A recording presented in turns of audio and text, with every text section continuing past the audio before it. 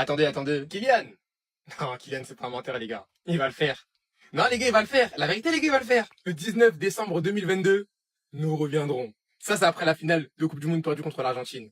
Actuellement, l'équipe de France est en demi-finale de Coupe du Monde. On va affronter soit l'Espagne, soit la Belgique. Donc, ça veut dire concrètement qu'il est à 2 matchs de la finale. Le frérot, actuellement, il est en pétard, il a pas le temps pour les bêtises. En Coupe du Monde 2018, il avait inscrit 4 buts. En 2022, 8. Et actuellement, on est en 2026 et il a déjà égalé son record. Et en plus de ça, il lui reste au minimum car il est en demi, un match. Depuis le début de la Coupe du Monde, c'est le joueur le plus décisif avec 11 GA. En Coupe du Monde en général, il a 20 matchs, 20 buts. Surtout cette saison, hein, même s'il a fait saison blanche avec le Real Madrid, c'est 58 matchs, 56 buts, 9 passes décisives. Ah, on dirait bien que c'est le moment. On dirait bien. Ouais.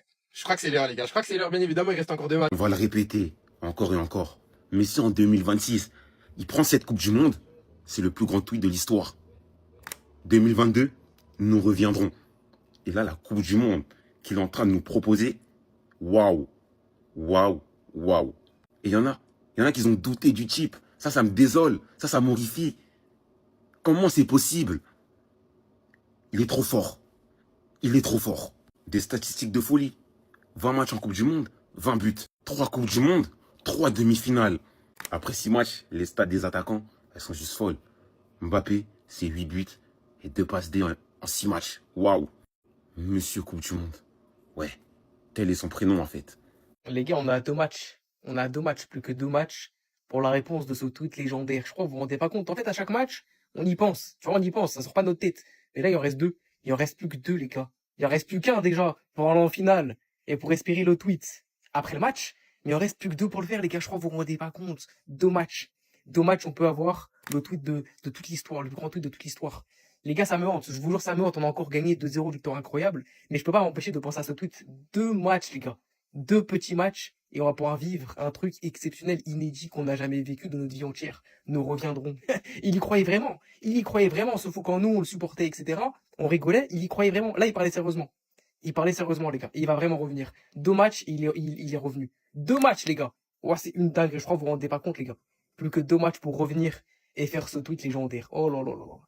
Les gars, je suis stressé de fou, vous vous rendez pas compte. On est à 3 matchs du potentiel meilleur tweet de l'histoire du football, les gars. 3 matchs. 3 matchs pour pouvoir voir Kylian Mbappé faire une réponse à ce tweet. Parce que non seulement si on voit ce tweet arriver un jour, ce sera le plus grand tweet de l'histoire du football, mais en plus, il aura eu sa revanche, plus il aura eu son ballon d'or.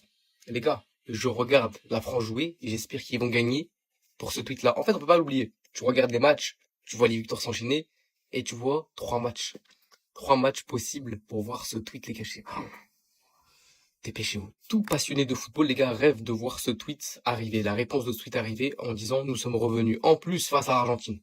Imaginez le scénario de fou, les gars, qui va marquer l'histoire du football. Je crois, si vous vous rendez pas compte, le rematch de la France-Argentine et la victoire et la revanche de Kylian Mbappé. C'est exceptionnel. Je peux pas m'empêcher de penser à ce tweet à chaque fois que la France gagne un match. Je peux pas m'empêcher, les gars. Plus on avance, plus ce tweet commence à me hanter.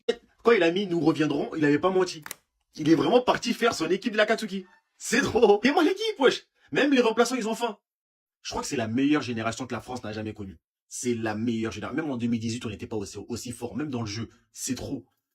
J'espère que Mbappé, tu vas finir ce que tu as commencé. Hein, et qu'à la fin, tu mets nous sommes revenus. Ah là là là là, mon route. Les gars, Kylian Mbappé, nous reviendrons. 19 décembre 2022. Aujourd'hui, on est le 9 juillet 2026, les gars. 4 ans plus tard, on est sur l'un des plus grands tweets de l'histoire, si ce n'est le plus grand tweet. Et on est aussi sur la plus grande prédiction de l'histoire du football. Bien sûr, si dans 90-120 minutes, l'équipe de France, lors de son prochain match, fait le taf et se qualifie pour la finale. La France et le monde entier va exploser. Faites-nous plaisir, les gars. Il n'y a aucune raison, aucun obstacle qui peut nous empêcher d'atteindre cette finale et même d'aller au bout. Mais au bout de vraiment, quelle Coupe du Monde. Buteur à chaque match. C'est très très fort. L'équipe de France est son équipe, les gars.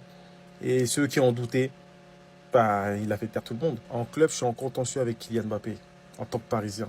Mais l'équipe de France, c'est la réunification. Ça veut dire on va t'accompagner vers ce que tu dois accomplir.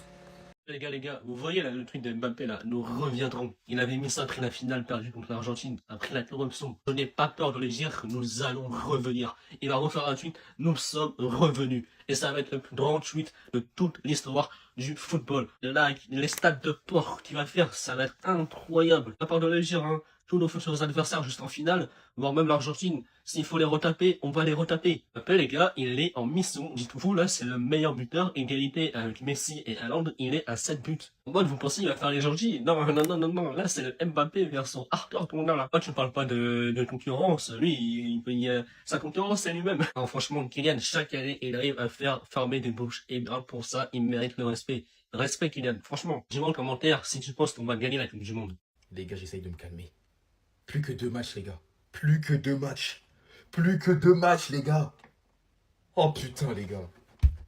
Kiki, s'il te plaît, fais-le. Frérot, fais-le, s'il te plaît. On a trop souffert, les pros Mbappé, à te défendre. On a trop souffert. Déjà, rien qu'en première mi-temps, tu m'as fait souffrir. J'ai eu peur. Et je vous jure, première mi-temps, les gars, j'ai eu peur. Je l'ai vu louper son penalty. Les gars, j'ai remis toute ma vie en question. Je voyais déjà le scénario catastrophique pour l'équipe de France se faire éliminer. Le Maroc marque à la dernière minute et tout le monde s'attaque à Mbappé parce qu'il a raté son penalty. Tous les haters se régalent. Mais heureusement, ça s'est passé comme prévu. L'éclair de génie est venu de lui encore une fois. C'est lui qui débloque la situation. C'est lui qui porte à bout de bras cette équipe de France. Mais le plus dur reste à venir. Mais quand je vous dis, les gars, je vous parle sérieux, mon humeur dépend des matchs de Kiki de Bondy. Mon humeur dépend des matchs de Kiki de Bondy. Quand il est content, je suis content. Quand il est déçu, je suis déçu. Quand il est triste, je suis triste. Quand il est fou de joie, je suis fou de joie. Mais Kylian, s'il te plaît, l'équipe de France, s'il vous plaît, toute l'équipe là, allez au bout pour lui. Déjà, l'effectif qu'on a, que ce soit sur le terrain et en dehors, moi je prends du plaisir de fou malade. Je vous parle sérieux, cette équipe de France, moi je la kiffe plus que l'équipe de France de 2018. Je sais pas vous, mais je préfère cette équipe de France là. Que ce soit au niveau du potentiel, même au niveau des personnalités des joueurs et tout, je préfère cette équipe là. Mais j'ai envie, les gars, s'il vous plaît. Je me vois déjà dans les rues là, aller fêter la Coupe du Monde de l'équipe de France avec Kylian Mbappé qui prend la coupe en premier en tant que capitaine et qui la soulève. Et après qui ramène la Coupe du Monde sur les Champs-Élysées le lendemain. Le plus dur reste à venir parce qu'on va affronter l'Espagne, je pense. Je pense pas que la Belgique sortira l'Espagne. Et ça va être dur. Mais on va le faire. On va le faire. Les joueurs là, ils sont en mission, ça se sent. Tu le sens dans leur regard qu'ils sont déterminés. Mais s'il vous plaît, ne gâchez pas notre fête. C'est le 14 juillet en plus, la demi-finale. Faites le maximum. On est derrière vous. Il n'y a aucune faille, il n'y a rien à dire sur l'équipe de France depuis le début de la compétition, si ce n'est quelques erreurs défensives et tout. Mais même aujourd'hui, tout le monde a été impeccable. Franchement.